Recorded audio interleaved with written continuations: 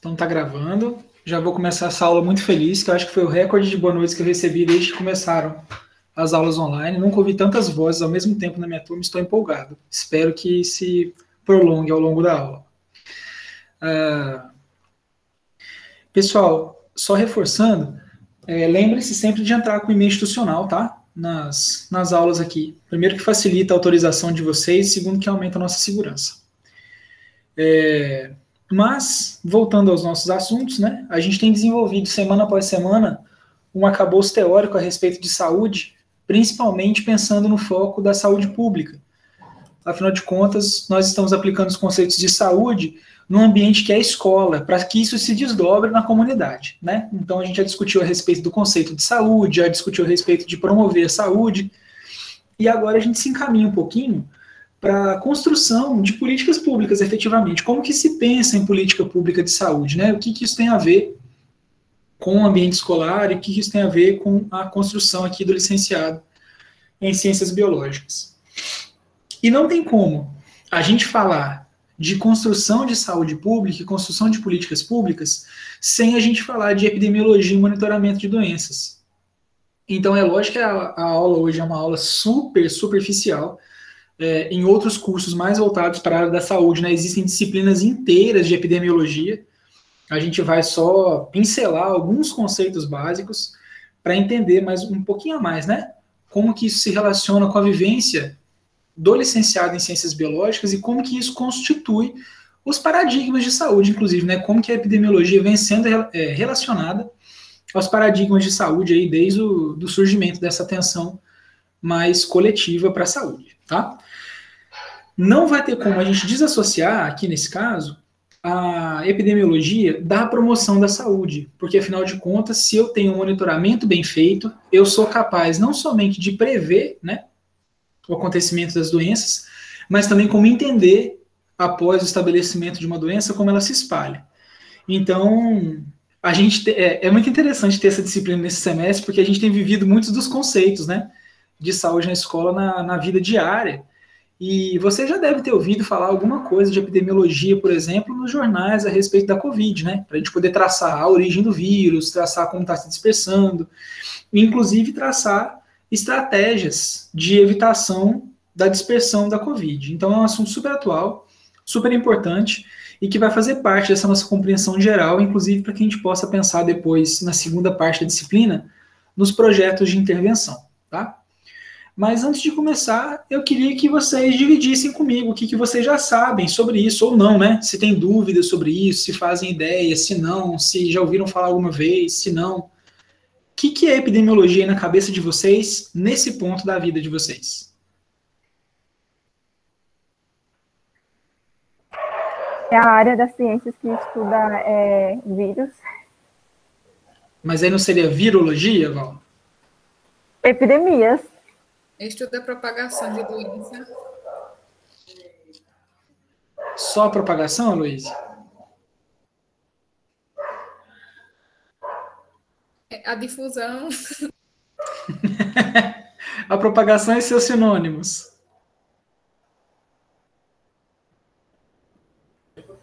Professor, é tipo fator de... Aliás, é o estudo, né, de fatores determinantes para a propagação de determinada doença. Bom. E no seu entendimento, assim, Caiane, o que seriam esses fatores determinantes? O ambiente, a cultura, fatores de hereditariedade, projetos sociais, saneamento básico.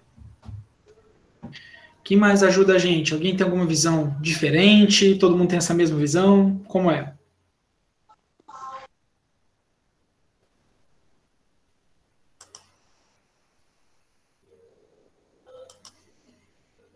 Bora que vocês me animaram muito com os boa noite. Quero pelo menos umas 5 participações aí para manter o nível dessa aula.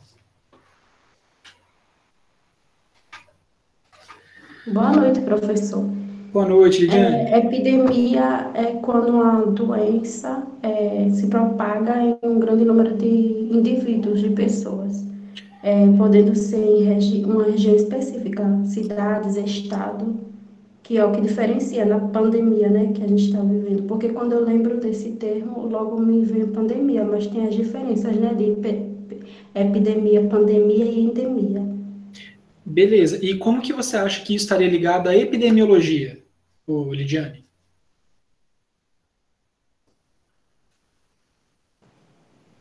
O conceito da palavra. E aí, quem mais ajuda, pessoal?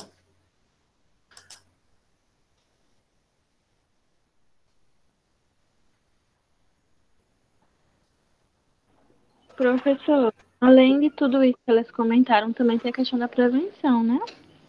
Como eu acho, né, que deve ter. Além da doença, os meios de prevenção, não contaminação no caso de pandemia, né? Isolamento, essas coisas. Então, ó, vamos juntar tudo isso. Também. Desculpa, Luiz, não te ouvi, porque eu falei por cima. Eu estava dizendo que também tem a forma de transmissão, as formas. Vamos juntar esse bolo todo e vamos começar do começo. Como dizem, né? O jeito mais fácil. Então, se a gente pega a palavra epidemiologia, ela vai estar formada aí por 3 outras palavras, e as 3 vêm do grego. Eu sempre gosto muito de pensar na etimologia das palavras, porque elas ajudam muito a gente entender o significado. Então, nós temos aí o prefixo epi, que significa sobre. Esse pedacinho dêmio, que vem da palavra demos, né, que significa povo. E logia, que é o clássico, né, que vem de estudo. Então, se a gente tivesse que fazer uma tradução grosseira aí do grego, gente, o que seria epidemiologia? Estudo sobre o povo. Estudo sobre o povo, né? Se a gente desse uma arredondadinha, a gente poderia falar, por exemplo, um estudo sobre a população, talvez? O que vocês acham? Estaria dentro desse contexto ainda? Sim. E se a gente quiser jogar isso um pouquinho mais próximo da saúde, na verdade nós vamos trabalhar num conceito de estudo daquilo que afeta a população. Especificamente pensando nas doenças, né, ou nas manifestações e agravos à saúde. Então a ideia da epidemiologia é estudar doenças. Aí você pode falar, tá bom, professor, mas então qual que vai ser a diferença, por exemplo, da epidemiologia para medicina clínica? Né, de você ser médico. O que o epidemiologista faz de diferente do médico? O que vocês acham?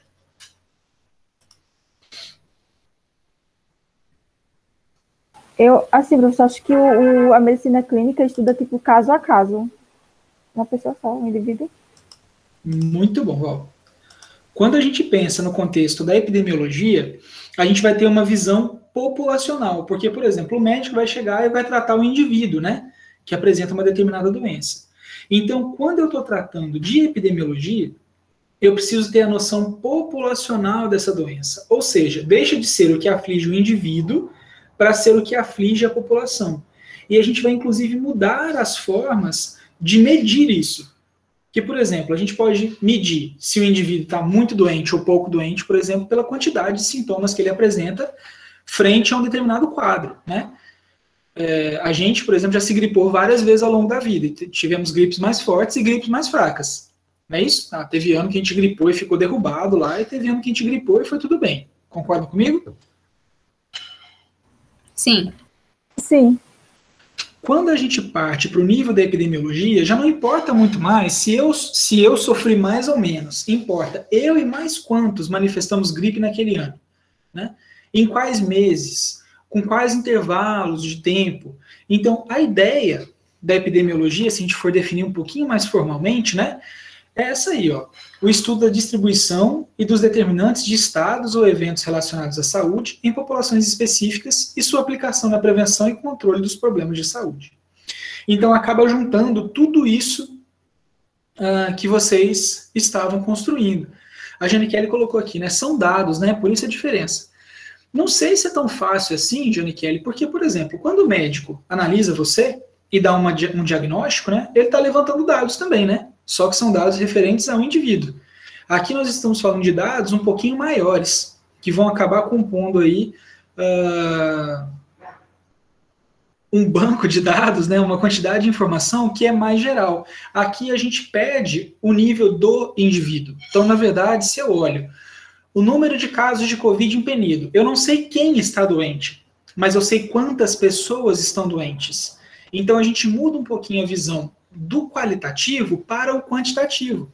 Porque isso vai importar, por exemplo, no que essa própria afirmação se refere aí, a prevenção e os controles dos problemas de saúde. Então, por exemplo, através da epidemiologia, a gente consegue entender a eficácia da vacina. Vamos dizer assim, que antes da vacinação a gente estava tendo as UTIs aí 99% de ocupação, e agora, aqui em Alagoas, que a vacinação está avançando, já temos a 61%, uma ótima notícia, né?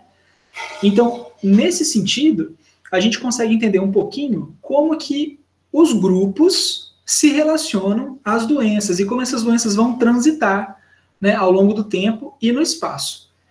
Então, a gente tem que pensar que são ideias relacionadas a onde a doença está, que é logo a primeira frase aí no estudo da distribuição, e dos determinantes, ou seja, o que faz com que ela aconteça mais ou menos em determinados locais.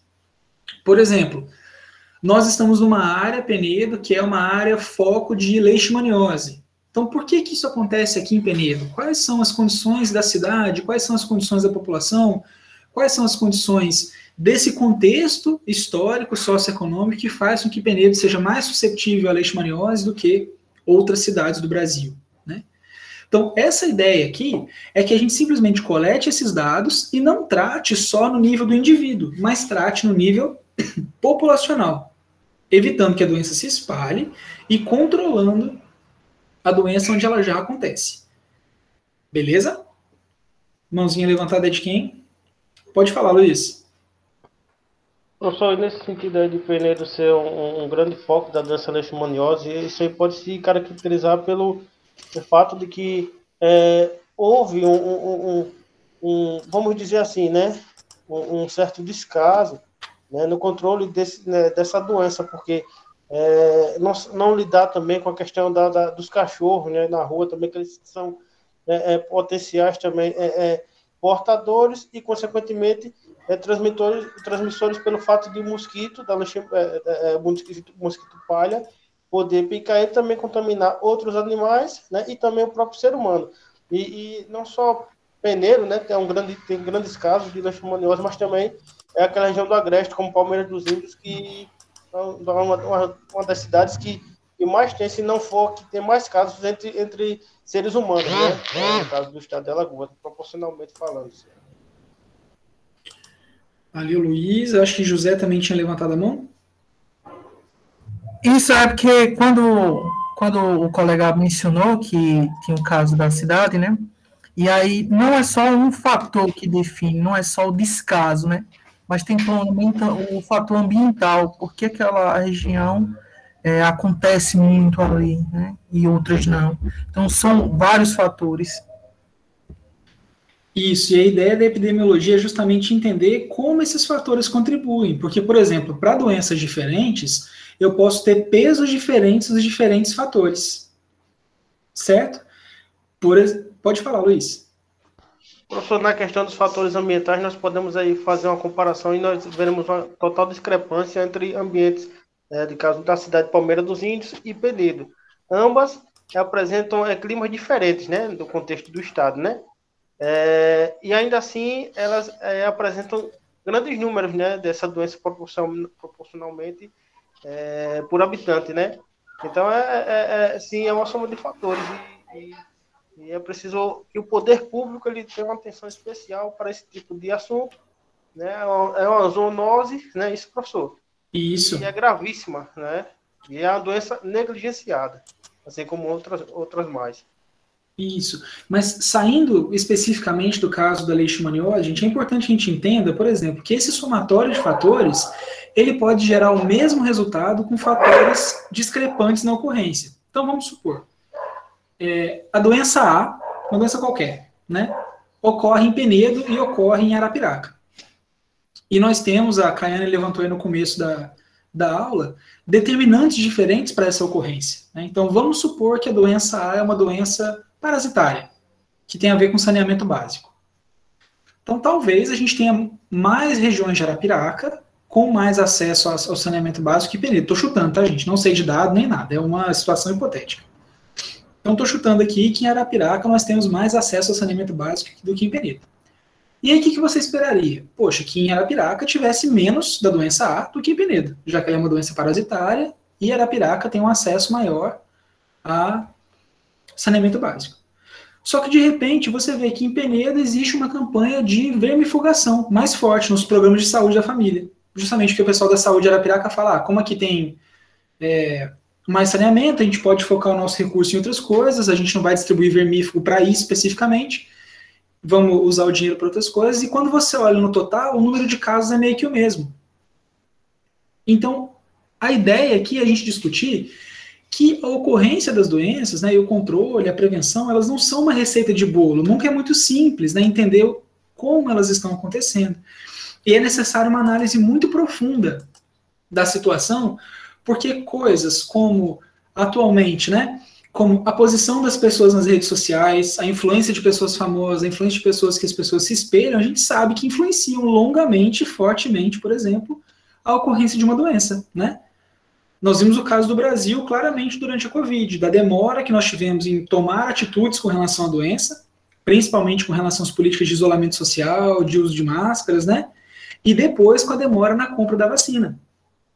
Então, é interessante justamente porque a ideia da epidemiologia é que a gente possa usar todas essas informações para tornar a gestão da saúde mais simples e mais rápida. Então, quando a gente pensa dentro do conceito de epidêmio, a gente vai pensar em algumas coisas que vão ser realizadas, como, por exemplo, os estudos epidemiológicos. E, nesse caso, o que vai conter nesse estudo? Vigilância, ou seja, monitorar se a doença está acontecendo ou não, né? Observação dos doentes, testes de hipóteses no sentido, poxa, essa cidade aqui percebeu que essa atitude foi boa, então vamos testar para ver se diminuiu realmente o número de contaminados, e pesquisas analíticas e experimentais. Então, tudo isso vai estar ligado na epidemiologia, pegando o exemplo que a gente tem aqui agora, né, do Covid. O que entra na questão da epidemiologia do Covid? Teste de vacina, teste de isolamento social, teste de medicamento, de tratamento, que a gente sabe que não funciona exatamente, né? Então, tudo isso vai estar composto nessas tentativas de compreender o desenvolvimento das doenças, né?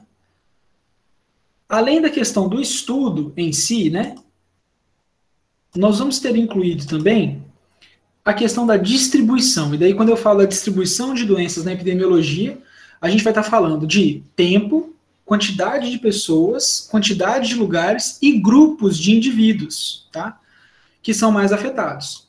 Por exemplo, bora discutir mais um pouquinho do Covid. Vocês sabem quem foi a primeira pessoa no Brasil a morrer de Covid? Não. Não. Acredita-se que, eu não lembro, mas talvez tenha sido uma mulher no estado do Rio de Janeiro, posso até estar errado. Isso, foi uma empregada doméstica no Rio de Janeiro, né? Isso. E quem foi a primeira pessoa infectada com Covid no Brasil? Eu acredito que foi um senhor no estado de São Paulo. Ele havia viajado para a Itália. Posso até estar errado, mas... Um homem que voltava de férias da Itália. Então, vocês veem que a questão dos grupos e dos indivíduos, ela vai ser determinante para a manifestação das doenças em diferentes graus? Sim, esse tipo de pessoa, esse pessoal aí que foram os primeiros a contrair essas doenças, o senhor viajou para a Itália e a empregada doméstica, ela contraiu da patroa dela que havia viajado também para o exterior. Então, vamos pensar numa coisa. Eu estava lendo... Eu gosto muito de ler críticas de cientistas, né, às situações. E esses dias atrás eu li uma matéria de um epidemiologista, inclusive, falando que discordava totalmente do Plano Nacional de Imunização, né, que a gente fez por idade, basicamente, né? O plano começou por idade, então a gente veio reduzindo, porque a ideia era de que as pessoas mais velhas eram mais suscetíveis à doença, aos casos graves da Covid, então a gente precisava desafogar as UTIs, e o melhor caminho seria justamente vacinar essas pessoas que eram mais velhas, que não iriam para a UTI nesse sentido. Vocês já tinham parado para pensar no Plano Nacional? Por que ele foi concebido dessa forma? Alguém parou para pensar? Por que a gente está vacinando velhinho, não está vacinando jovem? Vocês perguntaram assim, cientificamente falando, né? Não naquele momento, ai caralho, por que eu não estou vacinando? Falei palavrão, tá gravando, não pode. Ai, caçamba, por que eu não estou vacinando? Por que estão vacinando essas pessoas? Vocês perguntaram isso sim ou não? Professor, eu acredito que... Pode falar, Caio. É, Eu achava, né, que até então era pelo fato de ser grupo de risco, assim. A saúde mais debilitada e tal. mas mais jovem também vai para UTI, né?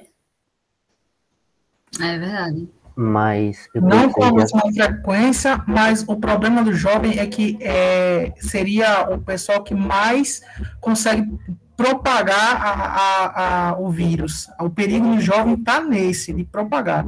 E aí, brecando eles, vacinando, circularia menos o vírus. Ah, então devia ter vacinado os jovens primeiro. Aí eu só vou fazer uma correção, porque a vacina não garante que a gente não contrai o vírus, tá, gente? Então, nesse sentido, a vacina não tem garantia efetiva de diminuição da circulação do vírus. Ela tem garantia de diminuição dos efeitos graves, certo? Então, quem já está vacinado precisa continuar se cuidando, porque pode contrair ainda. E aí pode ser fonte de vírus para quem não se vacinou, tá? Só para corrigir nesse sentido. Mas a tese, mãozinha levantada, pode falar, Mayara.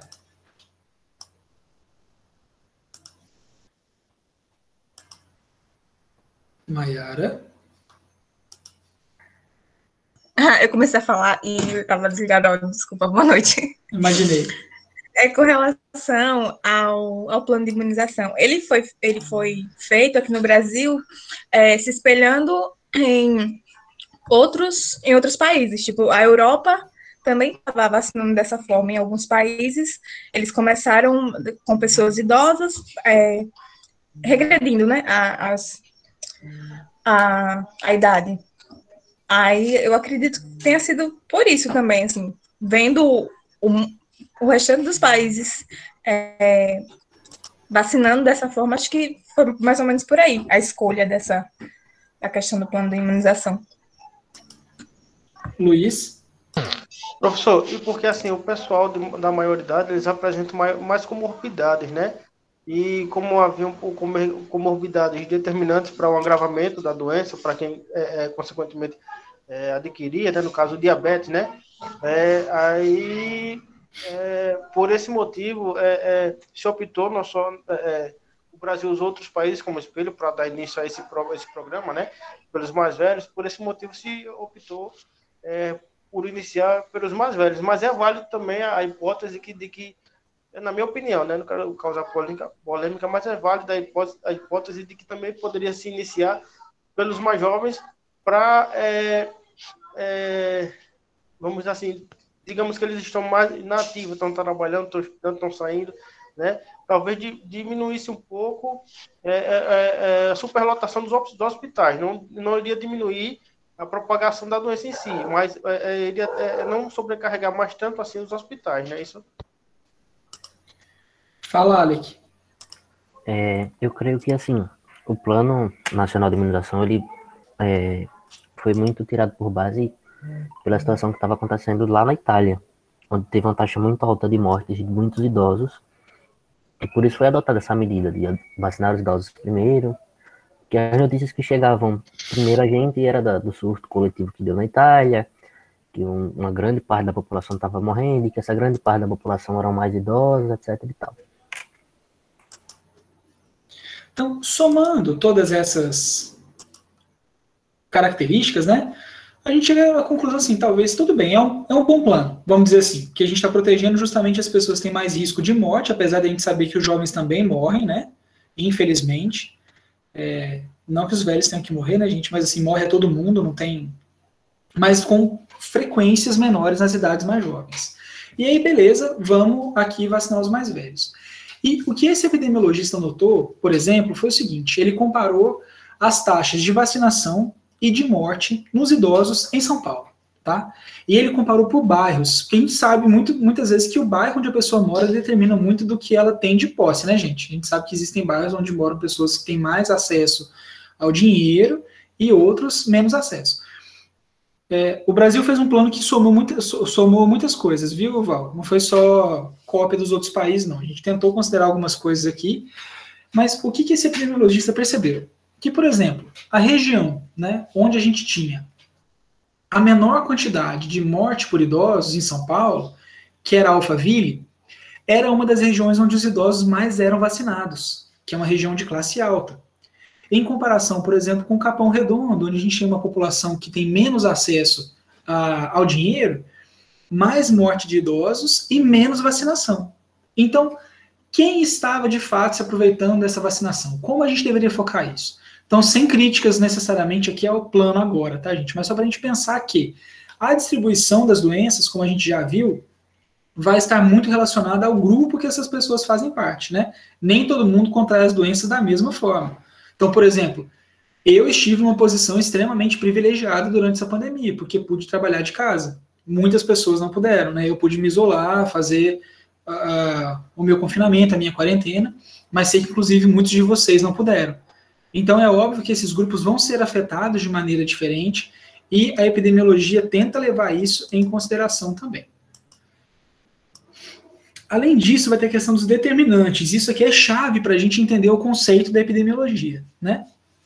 Então, os determinantes vão estar ligados a esses fatores que afetam os estados de saúde, que era mais ou menos tudo aquilo que a Caiane estava citando no começo, né? O meio ambiente, os próprios estados de saúde do indivíduo em si, fator biológico, fator químico, físico, social, cultural. Então, toda essa soma de estados que pode fazer com que um indivíduo, uma população ou um grupo esteja mais ou menos sujeito a uma doença. A gente pode pensar, por exemplo, nas próprias doenças parasitárias. As populações pobres são muito mais afetadas por verminoses do que a população rica, que tem acesso a saneamento básico, material de limpeza, material de higiene básica, tudo mais. Então, a distribuição não vai ser, em geral, aleatória, e ela vai ser ligada a esses determinantes. Nesse sentido, a epidemiologia também liga a esses conceitos os estados ou eventos relacionados à saúde. Então, como que se mede isso? A gente vai se referir às doenças em si, causas de óbito, hábitos comportamentais, tudo aquilo que a gente levantou lá na promoção da saúde como fatores de risco, fatores de promoção, lembram?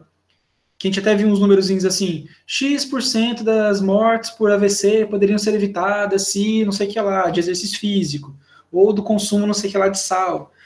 Então, esses estados e eventos são os dados em si que vão ser levantados e coletados, né? Para que a gente possa tentar entender a influência dos determinantes sobre a distribuição das doenças.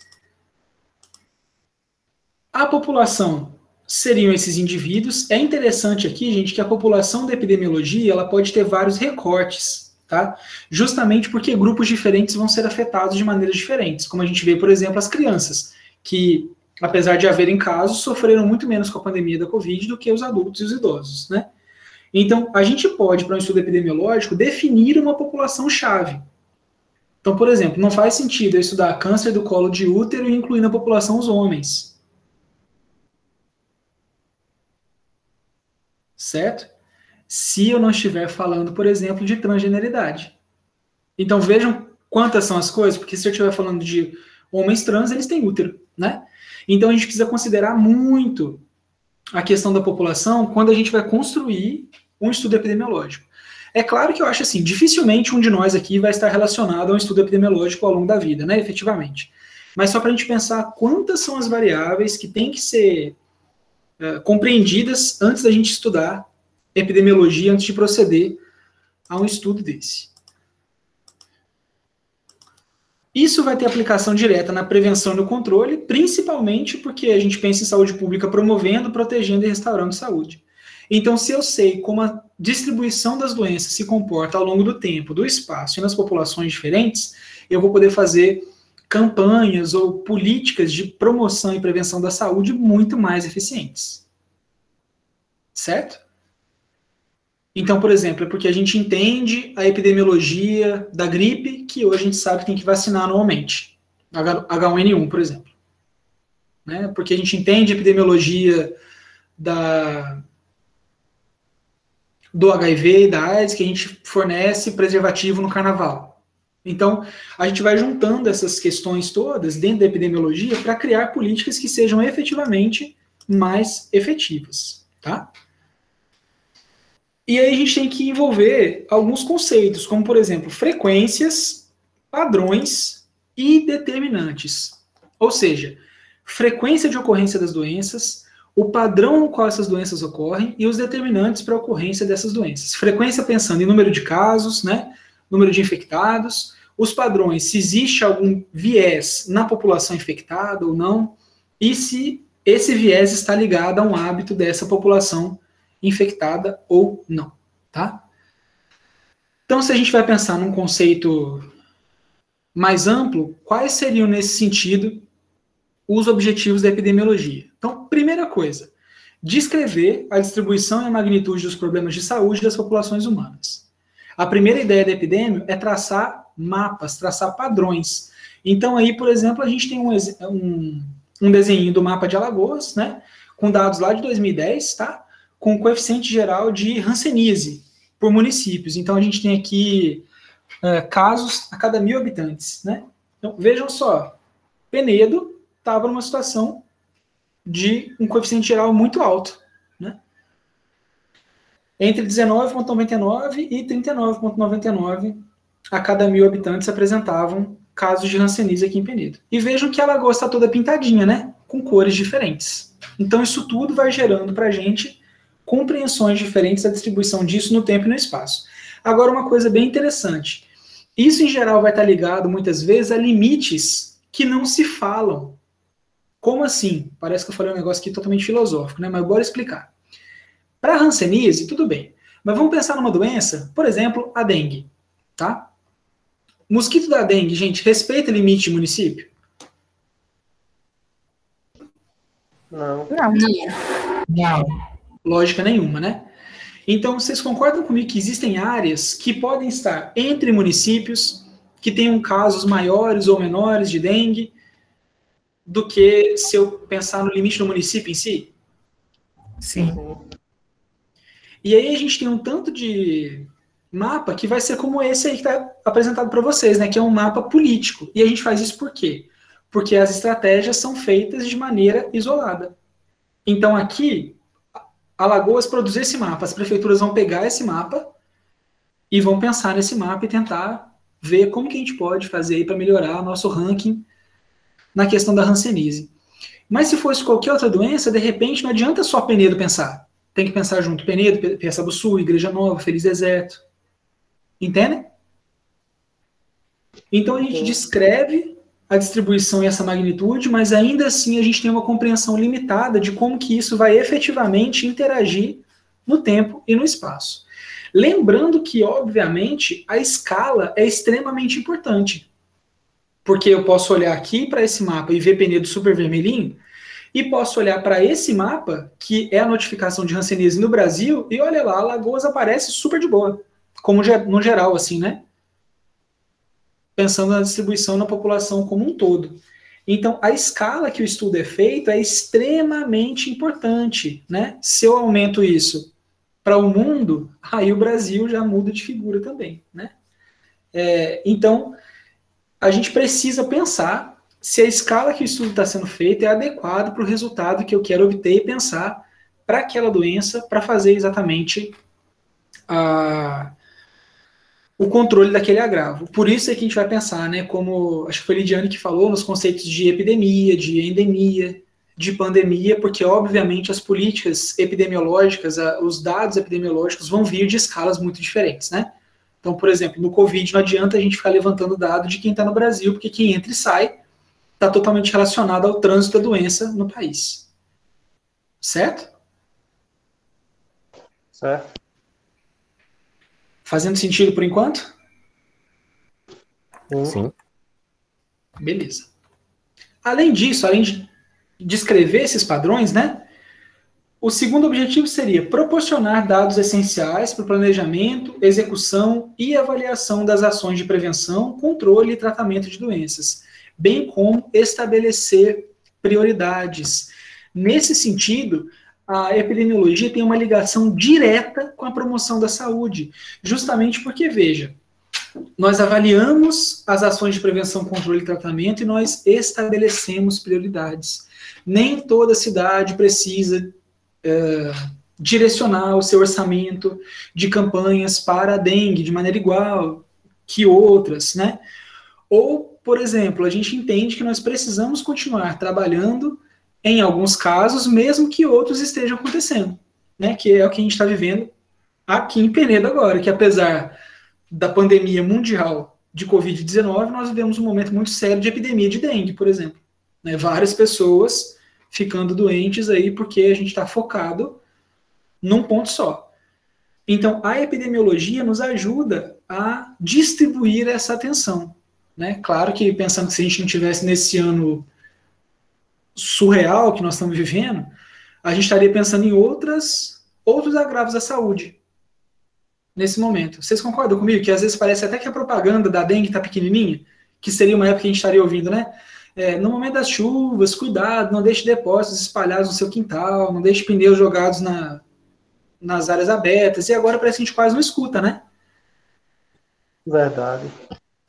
Justamente porque todos os nossos esforços estão focados agora na questão da Covid-19, e é bem como o Janikele está falando, né? E não só a dengue, né? Várias arboviroses estão aí, dengue, zika, chikungunya, estão vivendo como se não houvesse amanhã, às vezes não há, né? Justamente porque essas doenças não tiraram férias, agora que a Covid está aí liderando a carreira das mortes, né?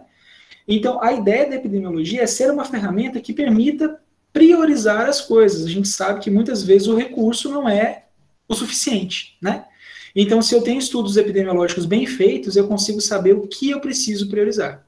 Então, se a gente leva em conta, por exemplo, esse mapinha aqui, poxa, em Penedo tem altos casos de hanseníase, então, de repente, a gente precisa investir dinheiro nisso e não, sei lá, estou chutando, tá, gente, na tuberculose, certo? Que a gente tem dados epidemiológicos e a gente consegue trabalhar com esses dados para pensar na distribuição de valores, inclusive. Tranquilo? Deixa eu ver o que tem aqui no chat.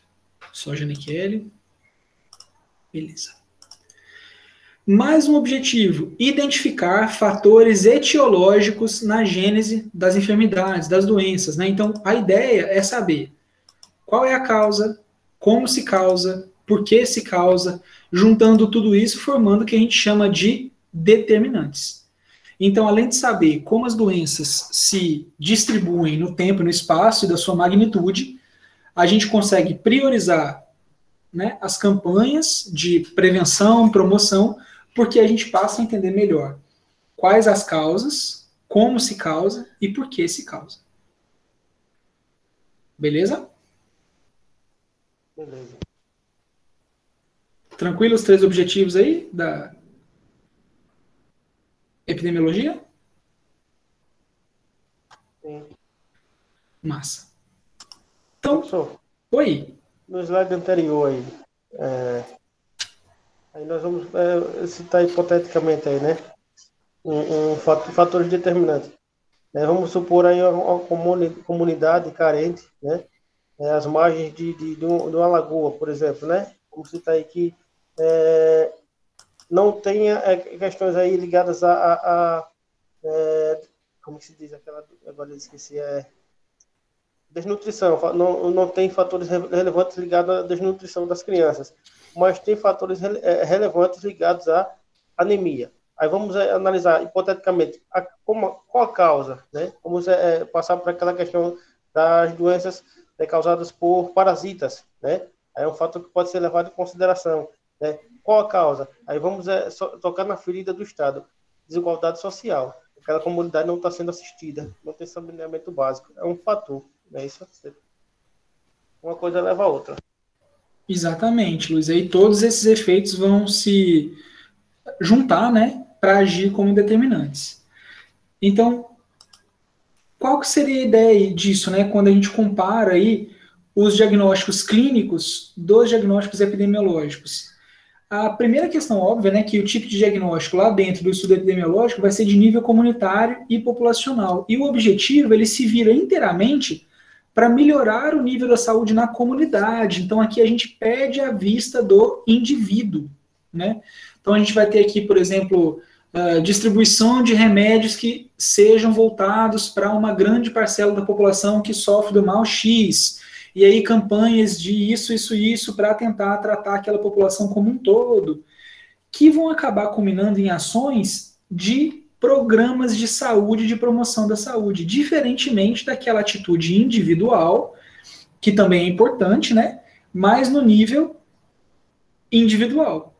Então, a ideia é que, no diagnóstico epidemiológico, é que a gente use como informação, né, esses dados populacionais, dados com referência de tempo, de espaço, causas de morte, justamente para que a gente tenha políticas mais globais, né, fazendo com que o monitoramento no tempo leve a mudança no estado de saúde da população. Então, por exemplo, nós fomos, há uns anos atrás, né, um país com altas taxas de mortalidade infantil. Né, se morriam muitas crianças no Brasil. E identificou-se, né, através de epidemiologia, que a causa dessa mortalidade era desnutrição. E aí não sei se vocês se lembram, né, alguns de vocês são bem mais novos, que houve um esforço muito grande, por exemplo, da Unicef e com uma parceria enorme da Pastoral da Criança, na distribuição de alimentos para crianças, e tinha até a multimistura, né, que era um reforço alimentar, para que a gente tivesse hoje uma redução na taxa de mortalidade infantil, tá? Então, a ideia é justamente essa, que ao longo da ideia da epidemiologia, a gente, ao longo do tempo, mude a saúde da população como um todo. Pode falar, Luiz. Professor, nesse sentido aí, da questão da desnutrição, né, das crianças, a cidade de Teotônio Vilela, aqui no estado de Alagoas, na época, era uma cidade que tinha elevados números nesse sentido aí.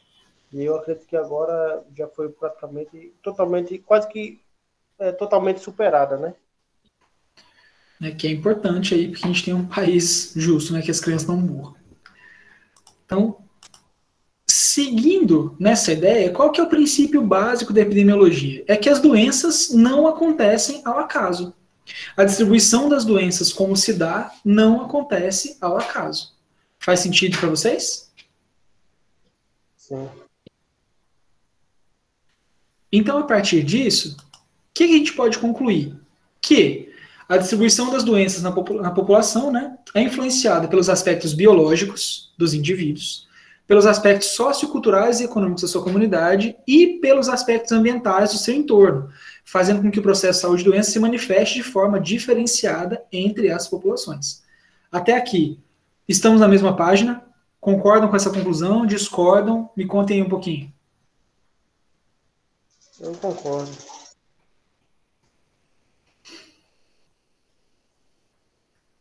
Alguém tem dúvidas ou discorda? Quer conversar sobre isso? Professor, Oi. nesse sentido aí, eu faço pesquisas aleatórias sobre tudo que desperta a minha curiosidade, entendeu? Assim, nesse parâmetro aí, há um tempo atrás, eu estava pesquisando sobre aquela doença elefantíase, né? Onde ela mais propagava, os fatores de risco, né? E os causadores, que no caso seria aquela mosca, né? E eu vi que naquela região do estado de Pernambuco, né? Entre a capital do Recife e aquela região de Japotama dos Guararapes, ela tem um número elevado, né, dessa doença de elefantíase, que é uma doença também causada por parasita, gravíssimo, né?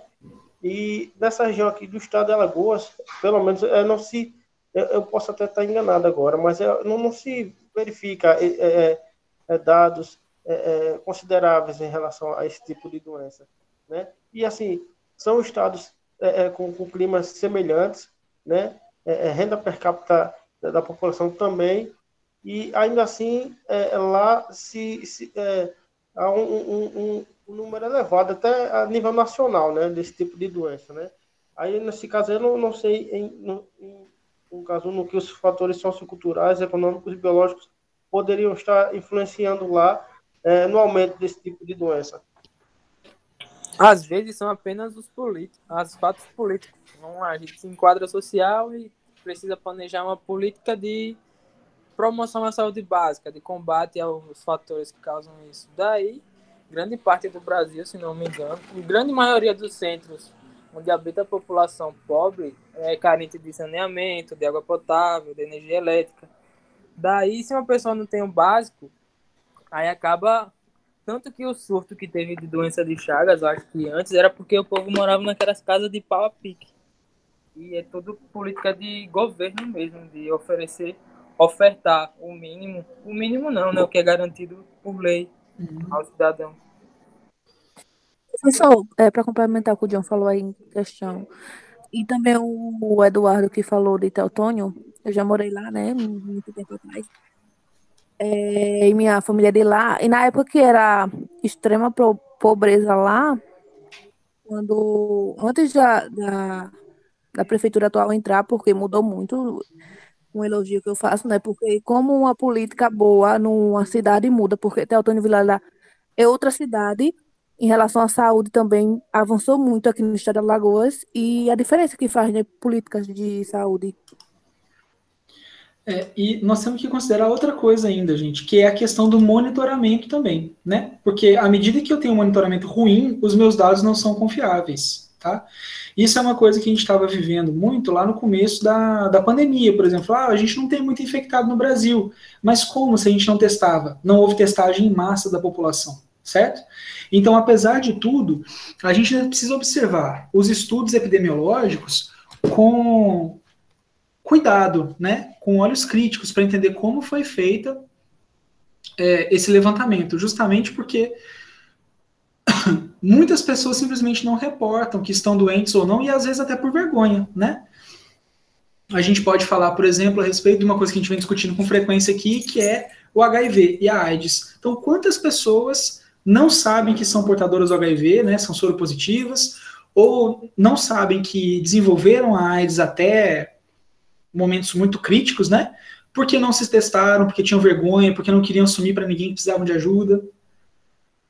Então, muitas vezes, a gente tem que entender que tudo que a gente tem de epidemiologia se baseia em dados. E para isso, os dados têm que ser coletados de maneira adequada, e nós temos que ter um sistema efetivo de verificação desses dados, tá? Pode falar, quem é? Caiane? Caiane. Professor, a epidemiologia, ela se preocupa em explicar como uma doença ela surgiu, porque eu vi no slide anterior que ela está falando que uma doença não surge por acaso, né? Algumas ações predatórias ao ambiente desencadeiam certas doenças. A epidemiologia se preocupa com isso, em investigar? Então, só vamos voltar para a gente desfazer o nó, Caiane. Ela diz o seguinte, ó, as doenças não se distribuem ao acaso, certo? Então, a ideia da epidemiologia não é pensar direto na origem da doença, tá? Ela pode pensar na origem, mas assim, de onde isso se dispersou. Por exemplo, a gente sabe que hoje a Covid se dispersou a partir lá de Wuhan, na China, certo? Mas o epidemiologista não tem em mente dizer como que isso se desenvolveu, né? A gente sabe de onde vem e como se espalhou. Essa é a ideia da epidemia, tá? Ok. E como que isso se desenvolveu ao longo do tempo, gente? A passos de formiga e sem vontade, igual a humanidade mesmo. Porque durante muito tempo, a doença, ela simplesmente era fruto da vontade divina, né? Então, realmente, a doença não acontecia ao acaso, mas não havia um motivo para que a doença acontecesse especificamente que não fosse divino. Ou seja, fulano de tal desagradou aos deuses, ficou doente, cicrano de tal não fez isso, pegou lepra, virou paralítico, certo? Nós passamos muito tempo só entendendo que as doenças eram principalmente uma vingança dos deuses contra a gente. Porque a gente fez algo, porque a gente não fez algo, né? Difícil entender. Mas, em geral, aqui, nessa época mais antiga, a gente tem uma epidemiologia nula, justamente porque é fato que a doença não se distribui ao acaso, mas nós não temos explicações claras para essa distribuição, porque era difícil conversar com Deus e falar, ô Deus, por que, ou deuses, né? Por que fulana ficou doente? Porque a gente não tinha essa comunicação tão direta.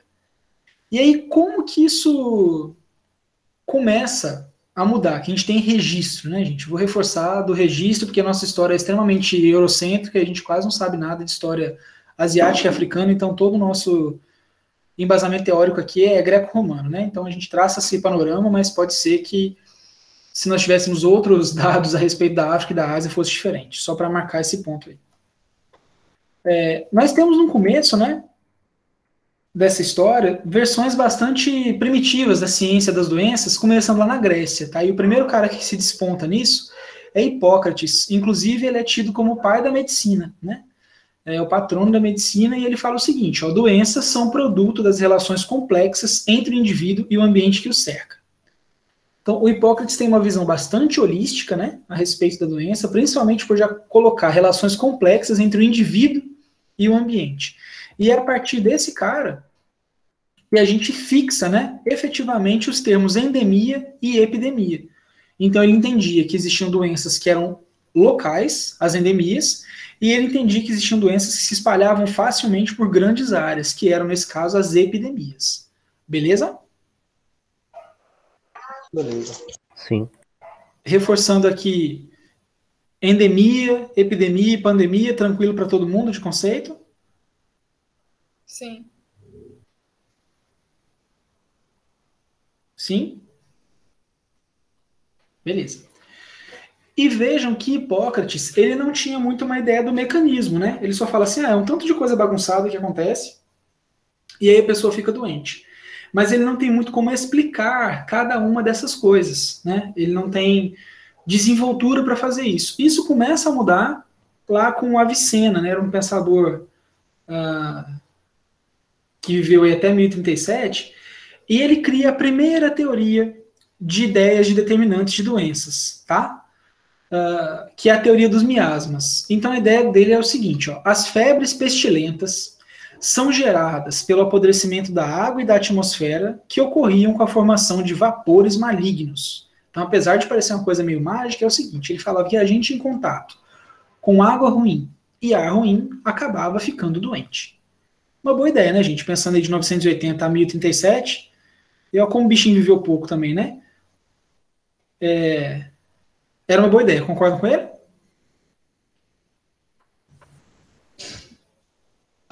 Era o que se sabia, né? Naquela época. O que se imaginava.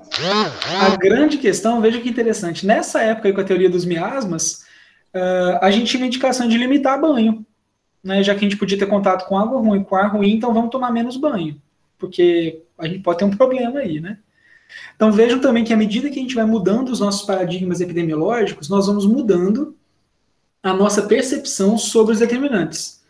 Por exemplo, quem nunca viveu a experiência de ler numa revista, o ovo faz mal para a saúde, aí você pega, tá no consultório de dentista, é clássico, né? Você pega uma revista, o ovo faz mal para a saúde. Aí na segunda revista, o ovo faz bem para a saúde. Aí na terceira revista, o ovo faz mal para a saúde. Então nós já vivemos isso muitas vezes, né? E à medida que a gente vai mudando de concepção filosófica, né? A gente vai mudando também com relação aos determinantes dessas doenças.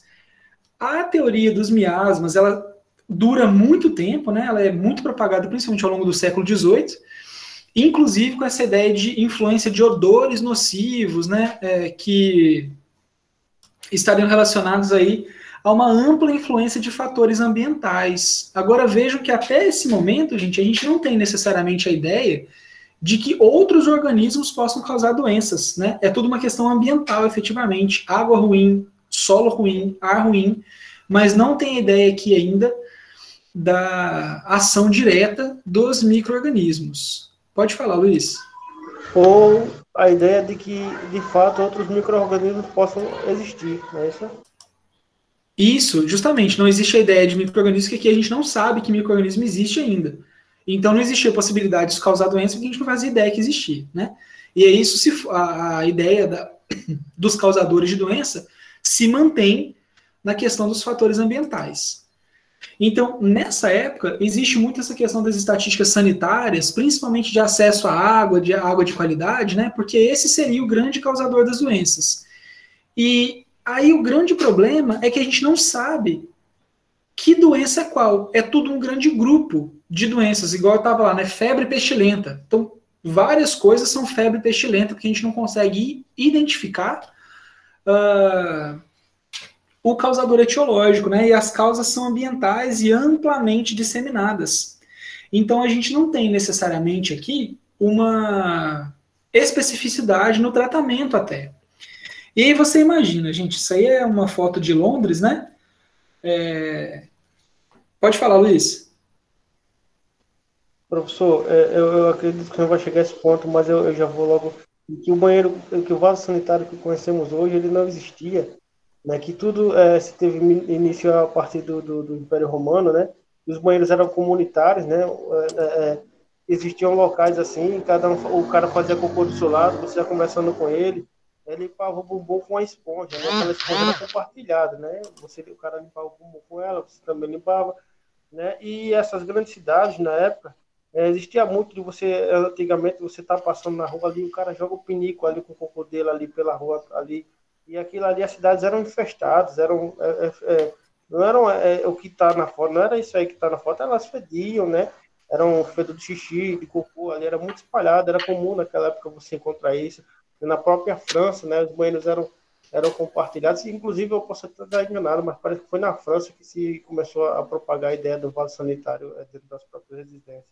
Mas até aí o cocô era jogado da janela, e vindo ao Brasil, né, existiam pessoas, né, que eram escravizadas, né, para levar o cocô nos caldeirões, né, para jogar o cocô dos seus patrões, né, nos lagos.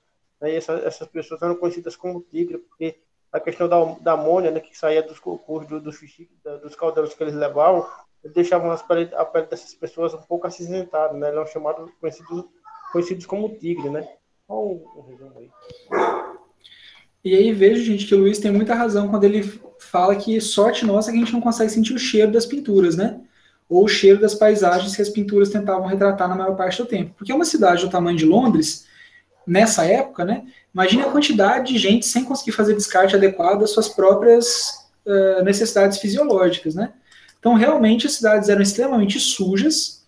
Boa definição, Ale, que eu não posso falar ela em voz alta mais uma vez, porque eu já falei um palavrão nessa aula. E aí a gente tinha efetivamente, né, um cuidado muito pequeno com a ideia com a ideia de saúde da população, porque a gente não tinha noção da ligação dessas coisas ainda. E isso começa a mudar um pouquinho quando a gente tem essa iniciativa de sistemas de drenagem, né, para tirar água das ruas, de esgotamento, saneamento, justamente com o aumento da preocupação com a higiene, né? Então, existe um cara marco na história da Inglaterra, que é o Jon Snow, não é o que estava na muralha. Até então não, Caiane. Não tinha cano, né? Não tinha, igual a gente tem aqui, acesso do cano que está dentro de casa para fora. Era tudo levado, né? Leva garrafão de água, tira garrafão de bosta, mais ou menos nesse esquema.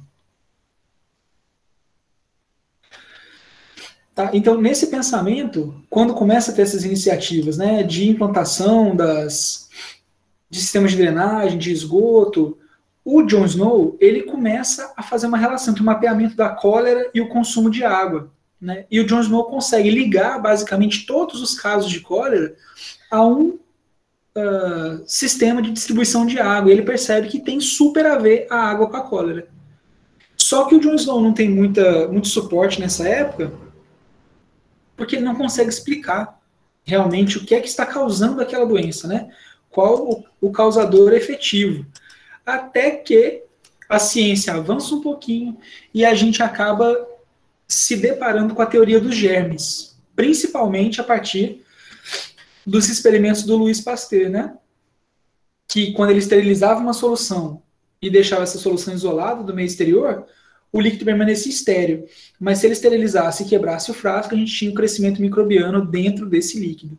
Então aqui a gente começa a provar que, na verdade, a vida não surge do nada e que eu preciso ter colonização desses organismos dentro dessa área. Agora aqui a gente já tem microscópio, né? A gente já viu célula, já viu que tem organismo pequeno, e o Pasteur começa a entender que esses germes vão ter acesso a alguns lugares e outros não. E quem vem coroar essa teoria é o Robert Koch, que basicamente é o paizão dessa teoria mesmo, né? Que consegue chegar a algumas conclusões muito importantes, justamente porque quando o Koch implanta a teoria dos germes, ele consegue reduzir as doenças contagiosas, né? E consegue fortalecer esse paradigma assistencialista, justamente porque a ideia é a seguinte, a ideia central da teoria do germe: para toda doença existe um micro-organismo associado, que a gente começa a entender cólera, tuberculose, e várias outras doenças são causadas por organismos, né? Doenças bacterianas, fúngicas.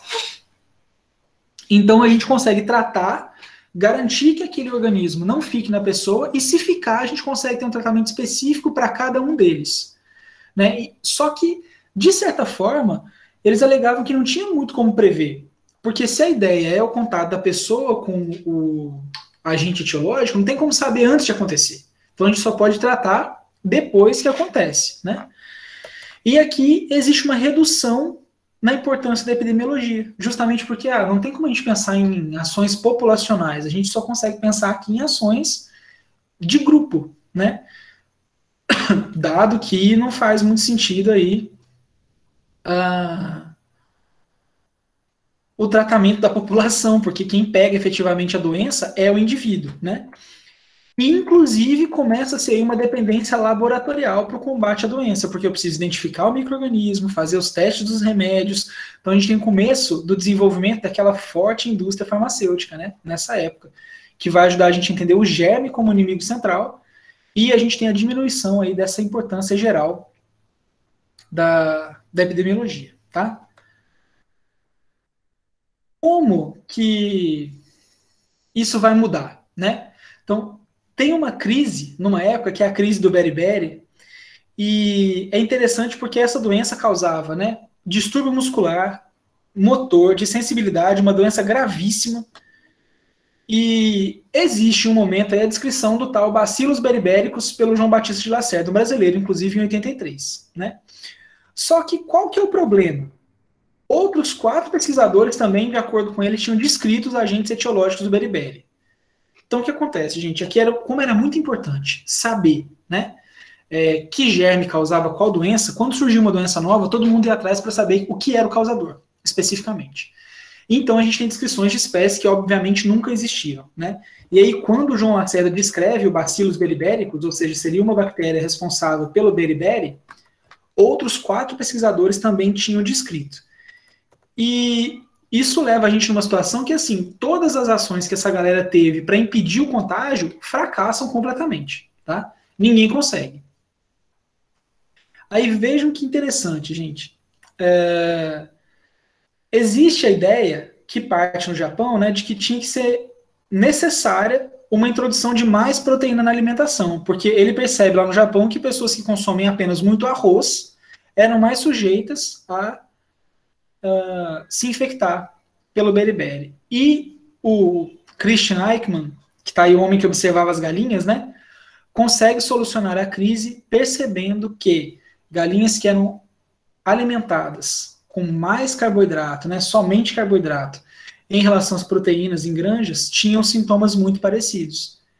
E eles começam a descobrir que, na verdade, o beriberi é uma falta proteica enorme no organismo que causa todos aqueles distúrbios.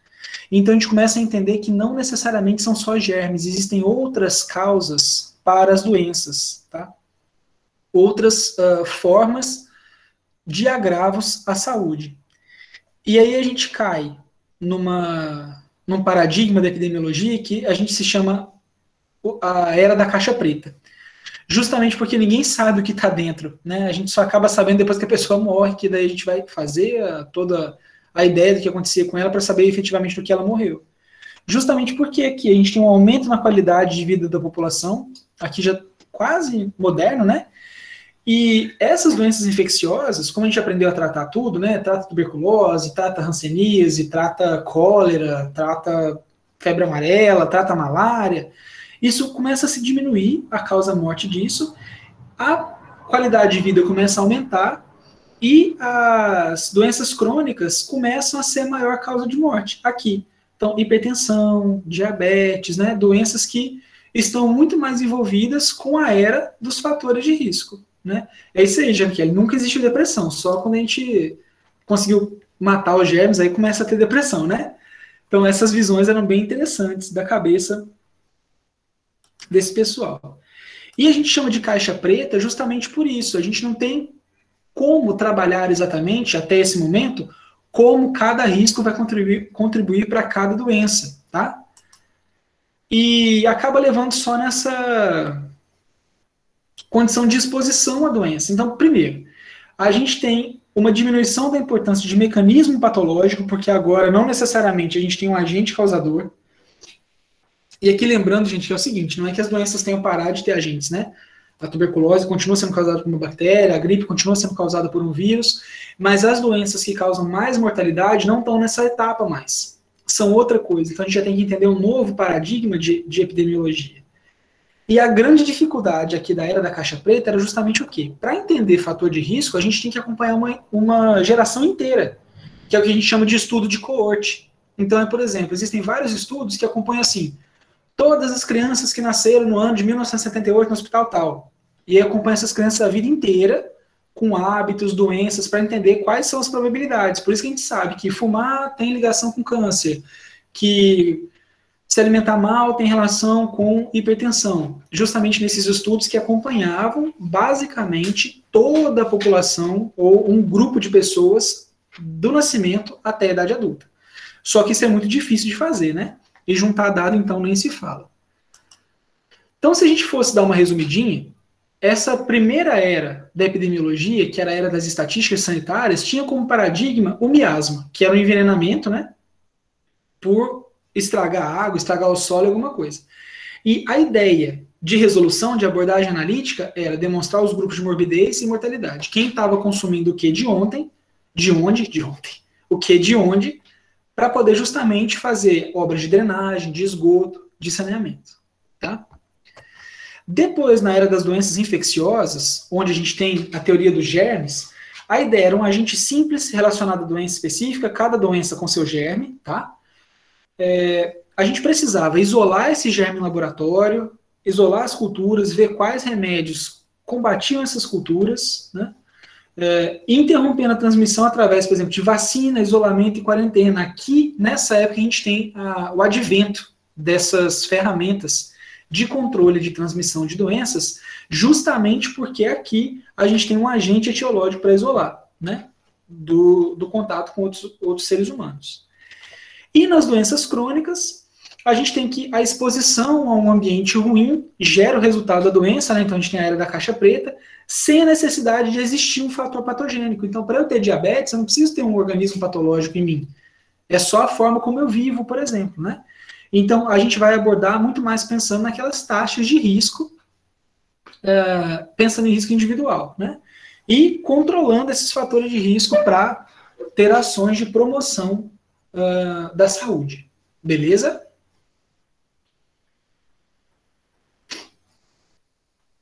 Beleza. Com essa tabelinha aqui, todo mundo ok? Sim. Sim? E aí, então, a gente avança, né, para um novo paradigma, porque a gente começa a ver que, na verdade, as coisas são muito mais interligadas do que parecem. Então, doenças infecciosas também vão ser ligadas a questões sociais, aos hábitos. Lembra que a gente viu lá na promoção da saúde, né? As morbimortandades vão ser ligadas à biologia, à sociedade e aos riscos específicos do indivíduo. Então, a gente muda de ideia, principalmente a partir da explosão da AIDS. Então, a AIDS foi uma doença tão transformadora da nossa sociedade, gente, que ela faz com que a gente passe a tentar entender melhor como as doenças se relacionam à população. Por quê? A AIDS tinha um agente causador, a gente consegue isolar o vírus, mas ela vai agir de maneira totalmente em grupos diferentes da sociedade, que têm comportamentos diferentes, né? Então, tudo isso faz com que a gente perceba cada vez mais que todos esses fatores vão estar relacionados, vão estar ligados e agindo em múltiplos níveis para a organização dos processos de saúde e doença nas populações. Então, aqui a gente começa a mostrar muito mais fortemente a relação indivíduo, patógeno e ambiente, e que não existe uma coisa sem a outra, né? Não tem como eu avaliar a relação indivíduo-patógeno sem pensar no ambiente que está abraçando esses dois, e sem pensar no contexto socioeconômico que está abraçando tudo isso, né? Então, a gente tem, na verdade, um alinhamento de sistemas, por isso que se chama as caixas chinesas, tá, gente? Que eram caixas comumente produzidas aí na China imperial, eles colocaram esse nome porque era uma caixinha que cabia uma dentro da outra, igual aquelas bonequinhas, que você vai tirando uma de dentro da outra, né?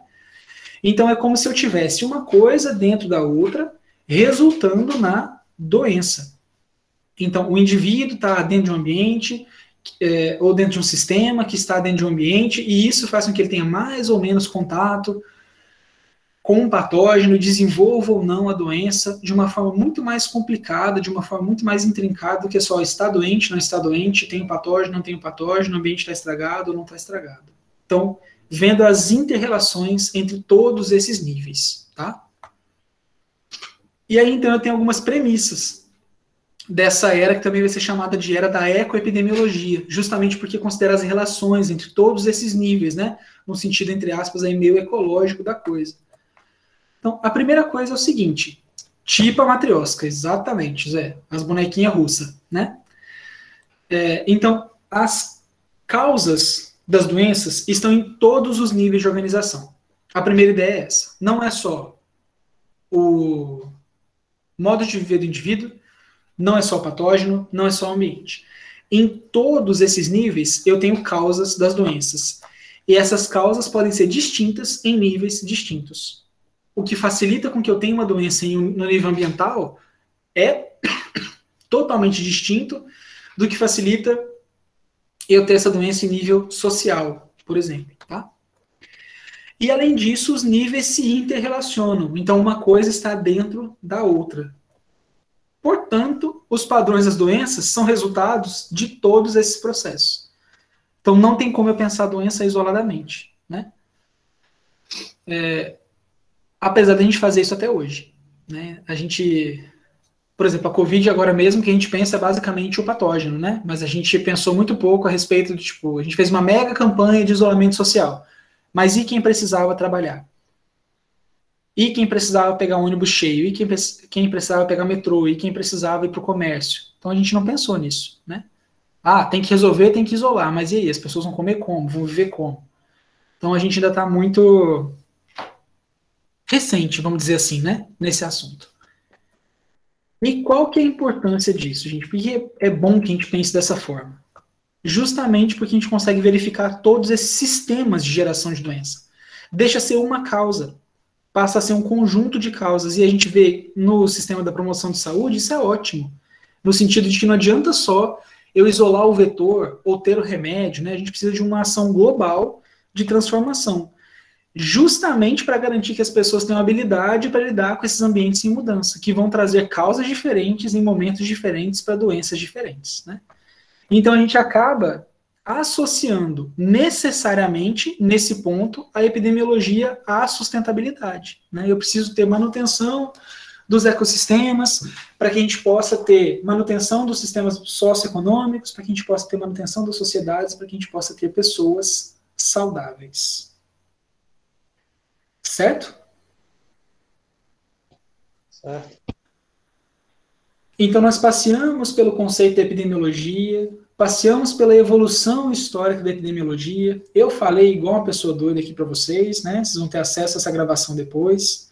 Mas a ideia é que a gente entenda que houveram várias formas de explicar a distribuição da saúde da doença ao longo do tempo, e que hoje essa distribuição integrada é a que faz mais sentido, né? De todos os níveis diferentes que agem sobre o ser humano, desde o ambiental até o microbiológico, passando pelo social e econômico. Ok? Ok. Então teremos o quê? A atividade, que será em grupo, beleza? Então vocês podem usar o mesmo grupo que vocês já colocaram lá na planilha, e em grupo vocês vão propor uma atividade lúdica para ser aplicada numa aula de biologia, pensando no processo de saúde e doença, que ajude o discente a compreender esse processo. Tá? Eu vou ter esse momento aqui, não sei porquê, foi um lapso de doideira. Mas que ajude o aluno a compreender esse processo, pensando em distribuição, em epidemiologia. Beleza? Beleza. Beleza. Tem uma mãozinha levantada? Fala, José. Pode aproveitar a outra ideia que o senhor pediu na última no dever? Aproveitar em que sentido?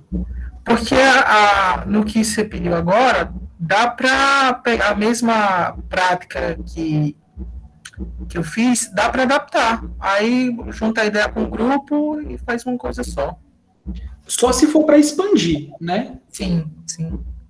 Aí talvez faça sentido. Tá. Beleza? Beleza. Então, pessoal, vou disponibilizar os slides para vocês lá no AVA. Não coloquei ainda porque o AVA ficou um pouco fora do ar hoje, né? Mas vou colocar também algumas leituras. Essa gravação, assim que estiver pronta, e já deixo o link de envio lá para vocês também. Certo? Professor, qual o prazo dessa atividade? 15 dias a contar de hoje, Caiane. Então, dia 26 de julho. Já está Ok. Beleza? Beleza. Então tá bom, pessoal. Vou parar a gravação aqui.